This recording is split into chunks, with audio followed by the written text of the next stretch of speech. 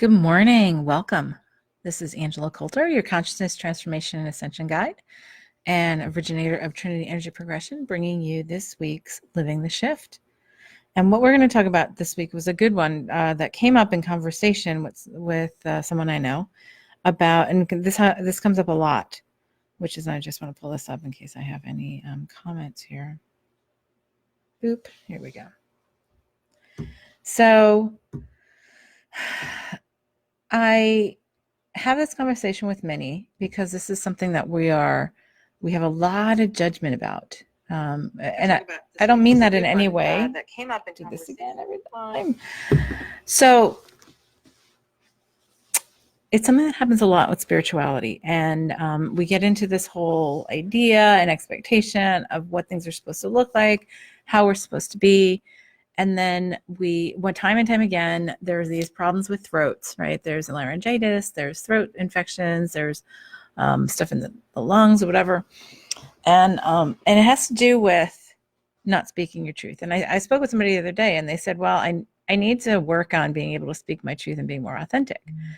And I said, well, what does that mean? Like, what do you mean by that? And she said, well, I'm always afraid of hurting somebody else's feelings or stepping on somebody else's toes. And we were talking about a situation at their work. And I said, well, here's the thing. First of all, it's really important for us to change our entire perspective about what speaking our truth is, because many times the ego takes over. And this is something that is going to be a really big pervading theme throughout this year, through this phase. We shifted over into this awareness of remembrance in terms of where we're working from the mind or the ego and where we're working from the spirit. So it is, if we speak from the ego, right, with hierarchy and contention and trying to exhibit power over somebody, right, else in a hierarchy, or implying that somebody is more right or more wrong or more good or more bad or whatever you want to call it, that always comes from ego. So when somebody says, well, speaking my truth, it's like, well, you might have been, the core of it might have been your truth, but you also tinged it with ego because it was maybe a little bit acidic. And it's not that we can't do that. Of course we do that, but it's a matter of being observant to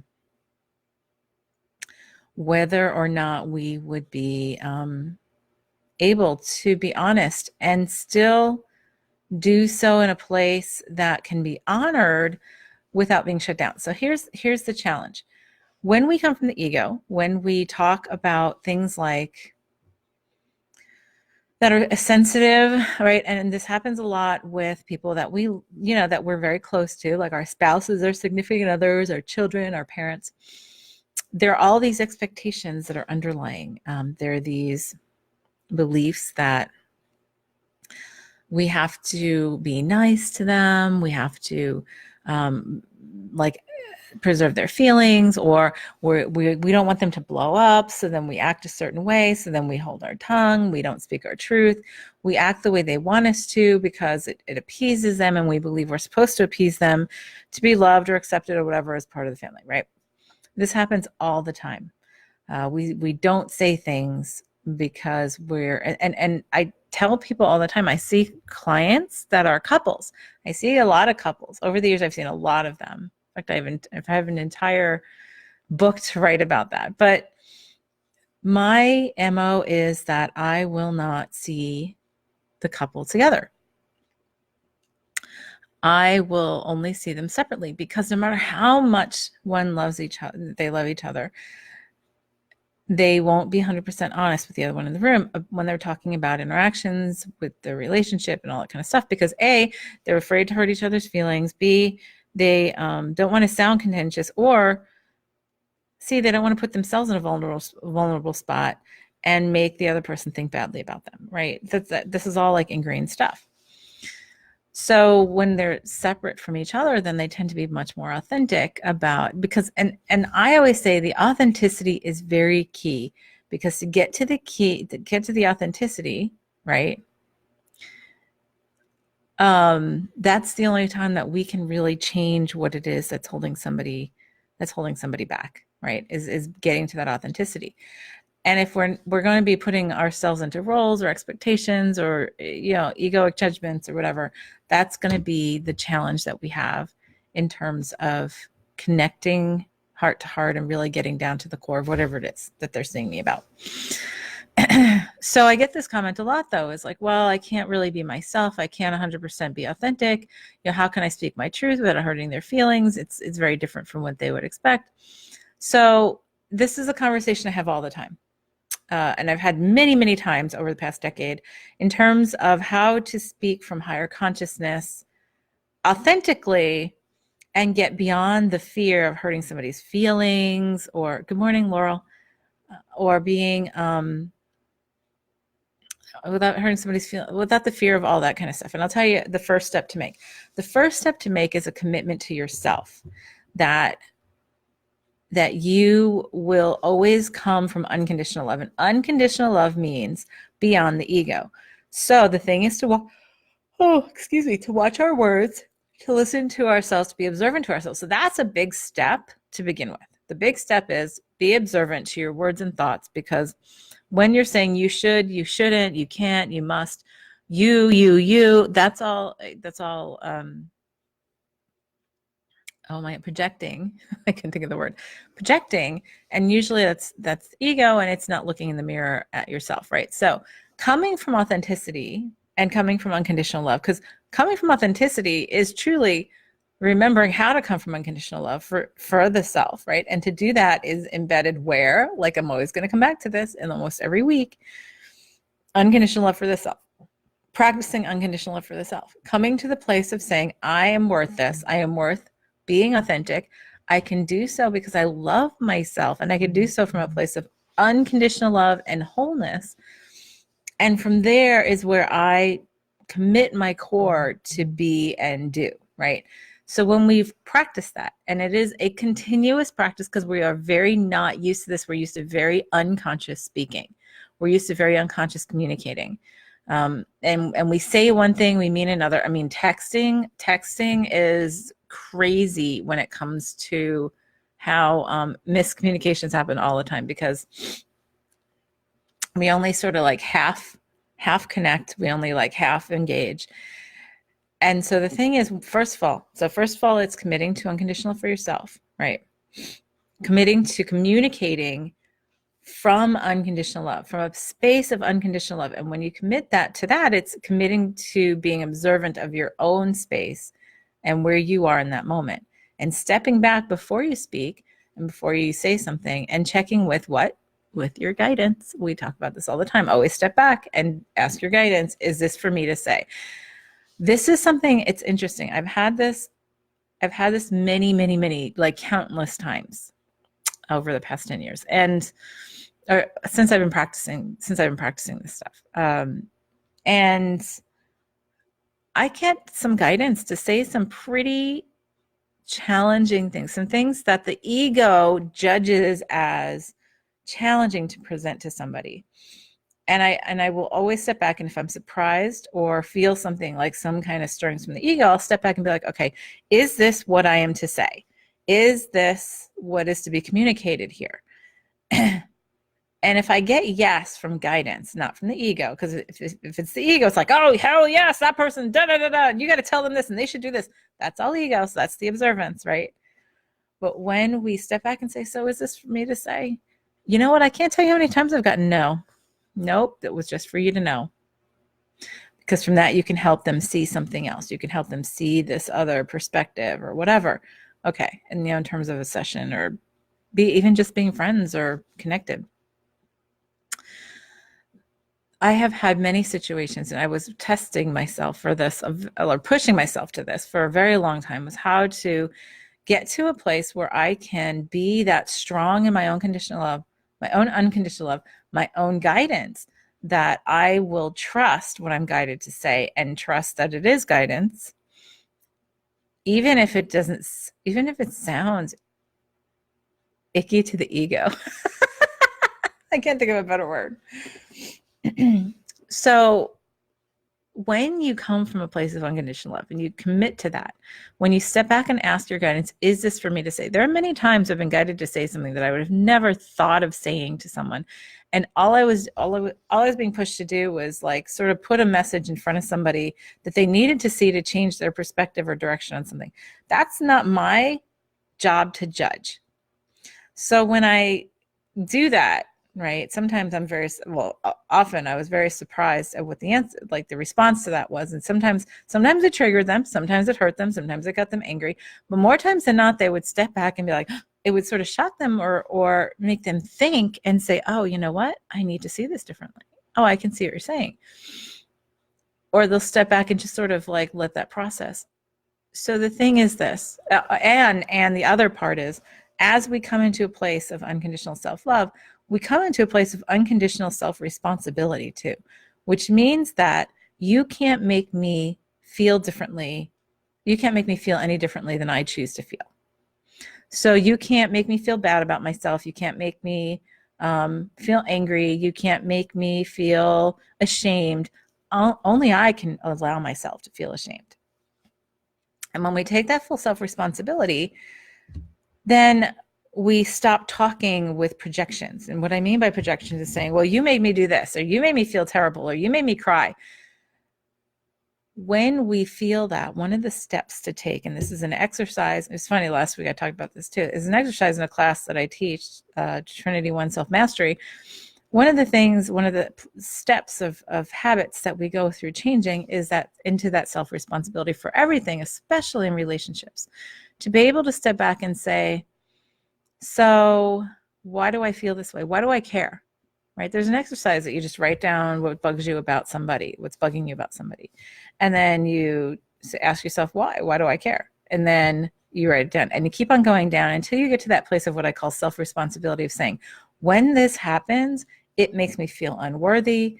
When this happens, when this happens, I feel unworthy, or I let it make me feel unworthy. When this happens, it makes me angry, right? And to get to the place of why does it make you angry? Because again, I always say it's like 4 steps or less to unworthiness of some sort. Or unvaluable, right? Same kind of thing. But like with couples, in spousal relationships and familiar relationships, it's often, things like, well, and this is what I hear a lot from men. They'll come in and they're like, well, there's nothing I can do that makes her happy. And I'm like, okay, so what does it have to do with you? And then they look at me really shocked and they're like, well, that's what I'm supposed to do. Like, it makes me happy to make her happy, or them happy. And I'm like, yeah, but nope. We only make ourselves happy. So if the other person is unhappy, that's for their self-responsibility and their journey. And you're unhappy because of that thing is, well, what's making you unhappy from the inside? And that usually is because it makes you feel unworthy as a spouse or whatever. And so when we turn everything around and get into that place of self-responsibility, and this is really a huge accelerated discussion about this in a half hour, because this is a lot of practice. When we get to the place of self-responsibility to say, okay, when this happens, I feel this, right? And I did that with my own marriage, right? We went through an entire rebuilding of our marriage years ago, to a place of, instead of saying, stop that, when you do that, that pisses me off. That gets me angry. You always do this, or you never do this. It's okay, when this happens, I feel this way. And then you can go, and as you get the tools, you can go and change that within yourself. But it's also taking the arrow off the person. So a lot of times when you even say that, and that is truly more authentic than saying, well, you just do this and it makes everything terrible and whatever. That's not authenticity. That's actually ego. When we say, when this happens, I feel unworthy.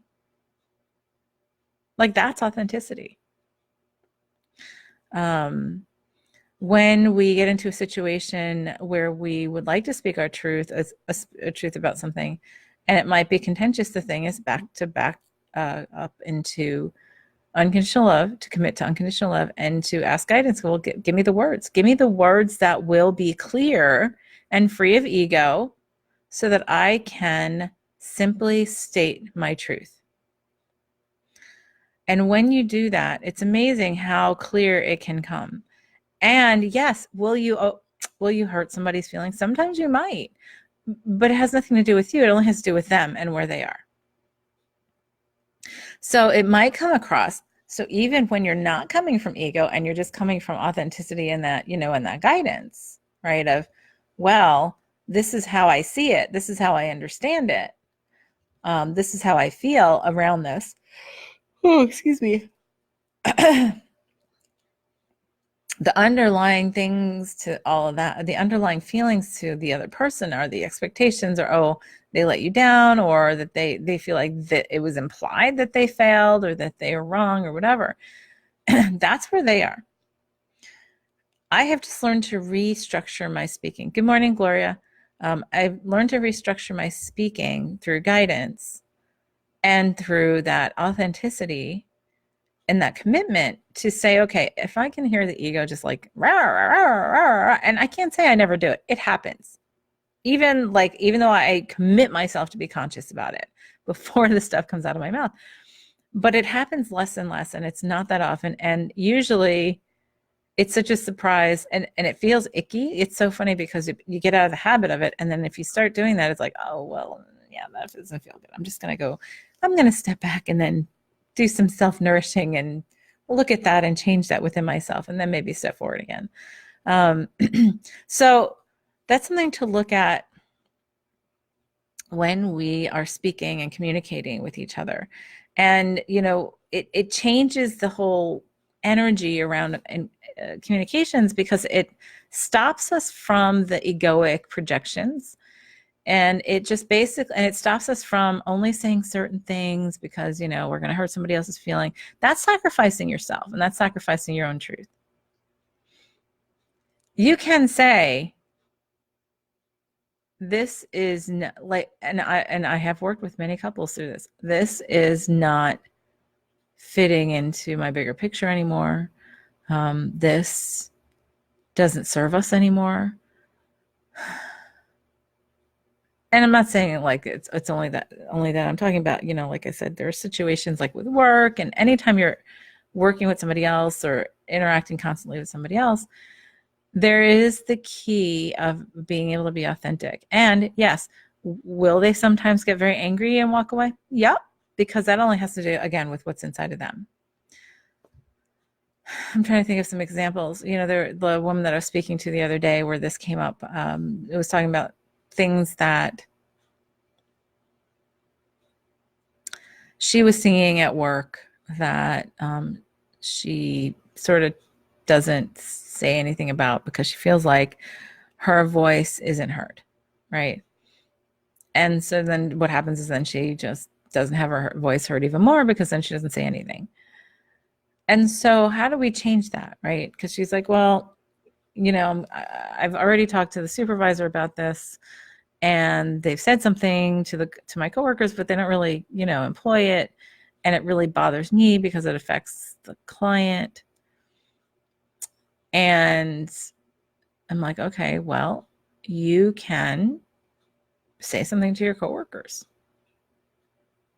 And not say it in a way to make them feel like horrible, but say, okay, well, I honor that this is something that you might have in your life, or that you might want to do in your life, but it doesn't really work in our work situation with our clients. And it sort of can be a negative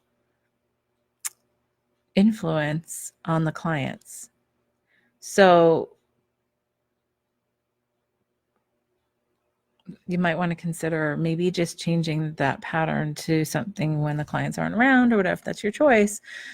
And that's something you can do. And you can do that in a way that doesn't come across as, I know better than you and you're a loser and all that kind of stuff. Many get into that.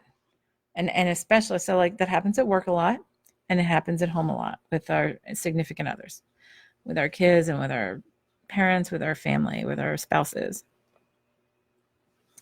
But again, the more and more we sit back, and I'll tell you what, authenticity, that's another topic on another day. Just even getting to authenticity can be a really scary thing because we believe that being vulnerable is a weak link to who we are.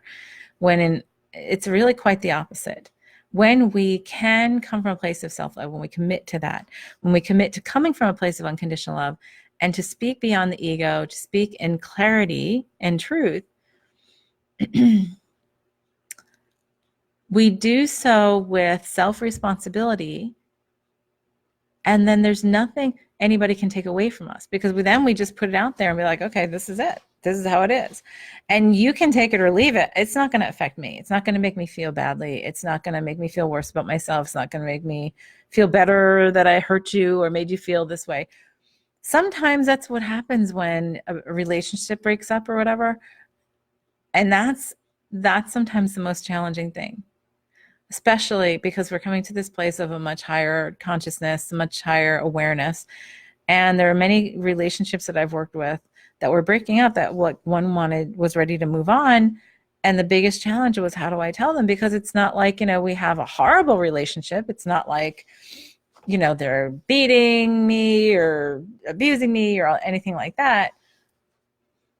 But I've outgrown it, or I've changed and I don't feel like I fit in this role anymore. Or I just feel like it's time for us to take our separate paths. It's a valid feeling. So many are afraid to even go there because they're like, oh, well, this person's going to be crushed and whatever. And yeah, sometimes they are. But sometimes they had that a lot of times they have it underneath the surface, but they don't even want to look at it so deeply that they will deny it. And then they'll try to project it onto the other person.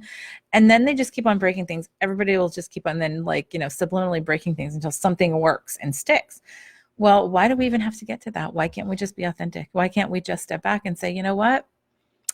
Yeah, this worked for the lessons it was supposed to work for. And now it's time, not a but. And now I think it's time for us to move forward on our own journeys. And I'm so grateful.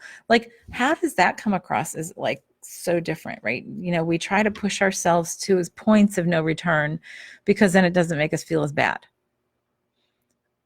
There are many who they get so dramatic, the whole breakups have to get so dramatic because then they believe they have to do something that's like this finite break, like breaking the glass so there's no turning back. Well, what if you just say, you know what, it's time for us to move forward on our own journeys? That is a commitment to you and being in that authenticity. And sometimes, by the way, sometimes it just is a time for us to go on our own journeys for a while, and then they come back later on in different places that do line up again. We get really stuck in what these expectations are. So that's another step about being able to be honest and authentic about yourself is we think, oh, I have to stay because, otherwise my marriage was a failure, or I have to stay because I don't want to hurt his or her feelings. And I mean, that's a horrible, I don't like to judge that. That's not a reason to stay. Reason to stay is not, oh, well, they're just going to go off the deep end if I leave. Then that's sacrificing everything that you want for, a belief that you have, which sometimes the other person will have to break something so that they can move forward. And sometimes the best thing that happens are those breakups. Sometimes the best thing that happens is it is excruciating, but to one of them, but then later on, it's like, oh my gosh, they would have never moved into this place that they moved into had they not been pushed there. I tell people, when we lack our authenticity, when we hold back ourselves and our truths, right, in our interactions with others, and we sacrifice them to allow others a truth that doesn't really exist because of what they're externalizing and letting themselves believe because of how your interactions are, right? You're actually doing them a disservice as well as yourself. So you're doing yourself a disservice because you are sacrificing your own journey by saying, okay, well, I'm going to be here for this placeholder because you need this for your ego for whatever reason. And at some little crumb, it makes me feel better about myself, like I'm valued or valuable, right?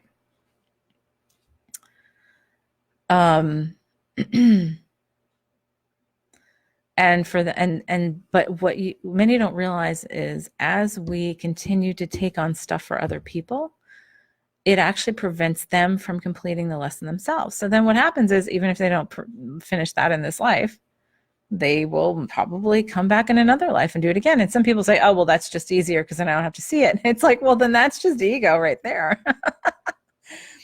The key is to step back and say, it's not honoring either of us to continue in this way. It is not allowing ourselves to grow. It's holding us in a certain place. And I'm not just talking like this authenticity stuff isn't just for that, but it happens a lot in these kind of relationships. And I see it all the time. And I mean, it happened with me all the time. It was funny because I look at like how my husband and I have rebuilt our relationship, and it's interesting that we can have some conversations today that I would have never had with him like 10 years ago, because I'd be afraid he would get upset or that I would sound bitchy or that whatever. But because he knows I've committed to my authenticity and that I'm doing something with self-responsibility. And if I say something from observance, it's because I'm guided to. Then stuff that could have been otherwise contentious comes out as a very honest and authentic discussion that we even had like last night. It was great. And then the thing is, when that happens and you can honor each other for that, even when you say something like, this makes me crazy because it makes me feel this way, right? Without put it on them, saying, I realize that I have been upset or frustrated with you, and I realize it's all because this is where it comes from within me. When you have that conversation, it's far less contentious than when you say, you're just making me crazy because and you're not doing this, implying that they're a loser, right? Implying that they're in the wrong or whatever. But when we back up and say, and he asked me something several days ago and I didn't really answer him. And then last night I said, the thing that I was thinking about, I said, the one thing, and it actually came up in another conversation that he was saying something to me. And I said, you asked me the other night about this. I'm like, and so this is the only thing. And I said, and I was talking about how this makes me crazy. And this is the only reason. It has nothing to do. Of course, it has nothing to do with you, but this is how I see it. And this is why it was frustrating me. And I know it's me, but just to share. And then he was like, oh no, I totally have seen that this week. That's been something that I've been looking at. And I'm like, oh, we'll see. And because there was never an arrow that I threw at him or shot at him, he didn't have to I didn't feel like he had to shoot an arrow back at me. Be like, well, get off my case and it's like, no, it was an honest discussion. And he's had things like that with me. So when you can be authentic and honor each other, the more you do it, the more you attract people in your life who will be able to be authentic like that. I have my friends and we all have sometimes some I don't even look at them as challenging discussions. We look at them as like, okay, let's look at this thing because it's really uncomfortable. But that's always with the acknowledgement of, oh yeah, it's really uncomfortable in me, right? Or there are times where we have conversations where one of us will like get irritated with the other, but like we are totally aware of being irritated with the other, that we're just irritated at what it is that came up, and it's all me, right? Or whoever's irritated. So it's like, so it's never putting it on anybody else. And when you can do that, then you really can be authentic. Then you really live the self-responsibility and the self-authenticity. And then people around you feel comfortable doing that with you, right? So why wouldn't we want to do that? Why wouldn't we set that as our goal? Because the key is because the key is when you're saying, like a lot of times we say, well, I don't speak my truth. And I'm like, so what is your truth? The question is, what is the truth that you want to speak, that you're holding back? And a lot of times it comes out in a big cloud of ego. And so then I'm like, okay, so step back, and maybe you should write that all down. Maybe you can write that down and look at it and step back and be like, okay, so where's the core of this? Like, what is really the guidance on me to say something here? Sometimes you just get the guidance. It's just not going to be worth saying anything because it's not going to make any difference. Sometimes the guidance to say to what you say is very different than what you want to say, because the ego's going rah, rah, rah, rah, rah, right in the back and wants to say all this stuff. It's like, yeah, you know what though? That's just not what I'm talking about,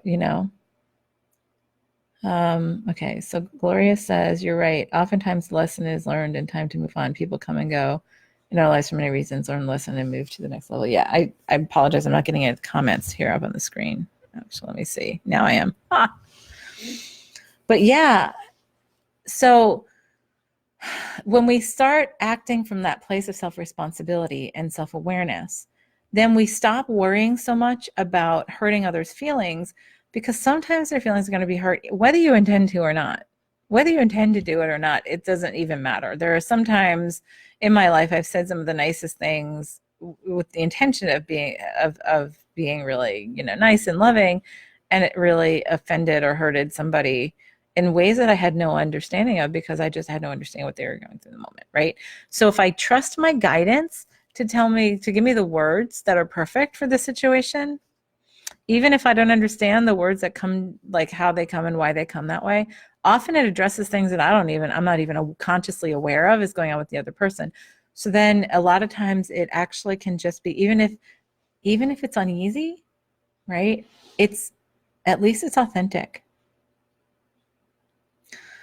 So that's your home play for this week. Take a look at what it is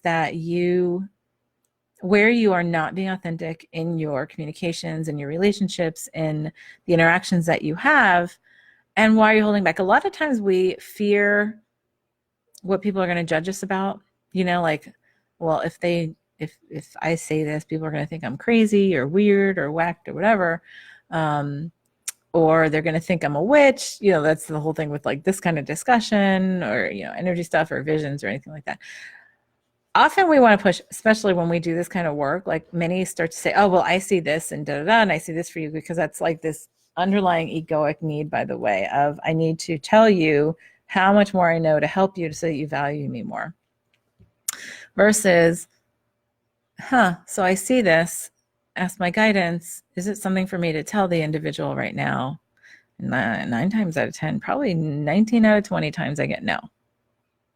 But many times we take off that filter, because then we think, oh, if I saw it, I'm supposed to share it. And then you go ahead and and I see that happen with people who, do psychic work like this and vision work and things like that. And then you just jump in and be like, oh, well, I see this and this and this, and you should do this and you shouldn't do that. And I'm like, wow. And now you're filtering your ego and projecting it onto somebody else.